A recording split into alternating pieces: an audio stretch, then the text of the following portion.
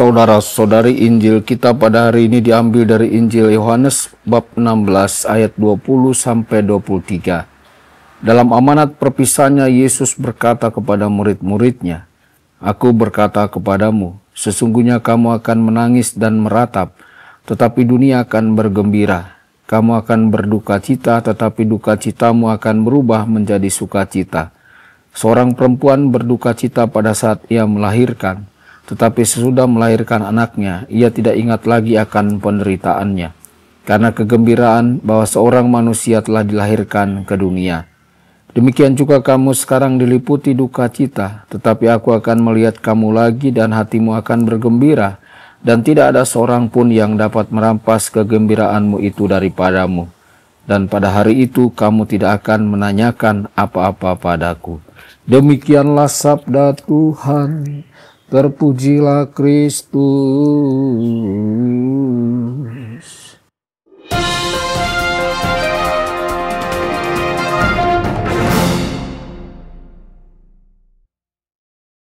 Dalam nama Bapa dan Putra dan Roh Kudus. Amin.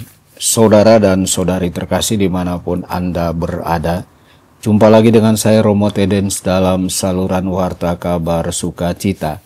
Semoga Anda semua dimanapun berada senantiasa dalam keadaan sehat dan bahagia.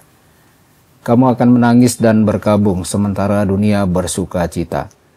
Pada saat-saat menjelang sengsara dalam kematiannya, Yesus sangat jelas dengan para rasulnya. Kematiannya tidak akan menjadi momen yang berlalu begitu saja untuk dihapus dari ingatan orang Kristen dan digantikan oleh kenangan yang lebih membahagiakan tentang kebangkitan.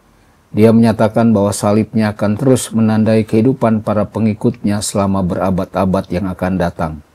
Kerajaannya, seperti yang kemudian ia nyatakan kepada Pilatus, bukanlah dari dunia ini, dan dengan demikian, mereka yang memilih untuk menjadi warga kerajaan ini dapat dipastikan akan mengalami penderitaan dan pertentangan di sepanjang perjalanan ziarah duniawi mereka. Mereka yang berkomitmen untuk mengikutinya pasti akan mengalami pergumulan setiap hari untuk menolak janji-janji kosong dunia dan memperbaharui pilihan mereka untuk memikul salib dan mengikutinya. Kesedihan kita akan menjadi sukacita.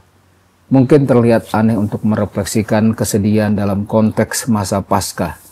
Namun kenyataannya adalah bahwa dalam pandangan dunia Kristen, kesedihan seperti halnya setiap pengalaman manusia lainnya, sebenarnya hanya dapat didiskusikan dalam konteks sukacita Paskah kita. Seperti yang sering kita dengar sebelumnya, kita adalah umat Paskah. Iman dan seluruh hidup kita telah disentuh oleh kebenaran kebangkitan Yesus. Kita hidup di zaman kebangkitan. Tidak ada pengalaman manusiawi atau rohani yang dapat atau harus dijalani di luar kebenaran yang mengubah hidup bahwa Yesus telah bangkit. Dalam terang kebangkitan, semua penderitaan memiliki makna. Rasa haus yang tak terpuaskan dalam hati kita bukanlah sebuah ejekan yang kejam dan menyiksa, tetapi sebuah janji. Hati kita menderita justru karena hati kita diciptakan untuk segala sesuatu yang baik dan benar. Tidak ada yang dapat merenggut sukacita kita. Begitu besarnya sukacita yang Yesus janjikan kepada kita, sehingga tidak ada satupun yang dapat merampasnya. Yesus mengatakan kepada kita bahwa ketika sukacita kita akhirnya mencapai puncaknya, kita tidak akan lagi mempertanyakan apapun kepadanya. Tidak akan ada lagi ruang untuk keraguan. Hati kita akan dipenuhi dengan sukacitanya, sehingga kita tidak akan kekurangan apapun. Rasa haus kita akan terpuaskan. Kerinduan hati kita akan dipenuhi. Keinginan yang tidak terpenuhi yang seringkali membuat kita bertanya-tanya, apakah kita telah dikutuk menjadi tidak sempurna akan terpuaskan. Sementara kita masih melakukan perjalanan ziarah di bumi, kita berjalan dengan iman, bukan dengan penglihatan. Kita adalah umat yang hidup dengan janji-janji. Tetapi keterpercayaan janji-janji itu telah dijamin oleh Dia yang telah mengalahkan kubur dan bangkit dari kematian. Warisan yang telah dimenangkannya akan menjadi warisan kita. Tuhan Yesus memberkati dan menyertai Anda semua. Sabda Allah adalah kebenaran. Sabda Allah adalah kehidupan.